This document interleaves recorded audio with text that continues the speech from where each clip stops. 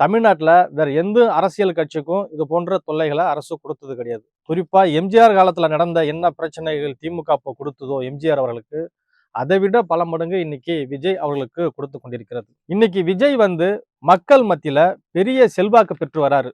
எல்லா இடமும் மக்கள் தானா கூட்டம் கூடுது. அப்படிப்பட்டவர் இன்னைக்கு அரசியல்ல அடியெடுத்து வைத்து மக்களுக்கு நல்லது செய்யணும், நல்ல ஒரு அரசியலை கொடுக்கணும், ஊழல் இல்லாத ஒரு ஆட்சியை தமிழகத்துல கொடுக்கணுங்கிற நோக்கத்துல பல்வேறு திட்டங்களுடன் அரசியலுக்கு வந்திருக்கிறாரு.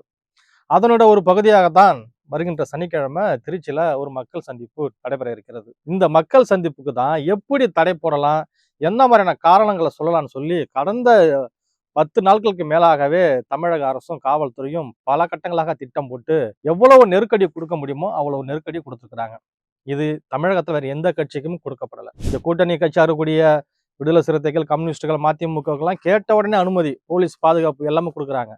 எதிர்கட்சியாக இருக்கக்கூடிய அதிமுக அவங்களுக்கு எந்த பிரச்சனையும் இல்லை. அவரு எடப்பாடி பஸ் எடுத்துக்கிட்டு சுற்றுப்பயணம் போய்கிட்டு இருக்காரு, எந்த தொந்தரவும் இல்லை, அங்கேயும் பாதுகாப்பு கொடுக்குறாங்க, எந்த கட்டுப்பாடுகளுமே கிடையாது. பிஜேபி அப்படிதான். தேமுதிக அவங்களும் ஒரு பக்கம் போய்கிட்டு இருக்கிறாங்க, 20 நாட்களாக மேலா போயிட்டு இருக்கிறாங்க, அவங்களுக்கும் எந்த இடையூறும் கிடையாது. ஆனா விஜய்க்கு மட்டும்தான் அதில் கட்டுப்பாடு.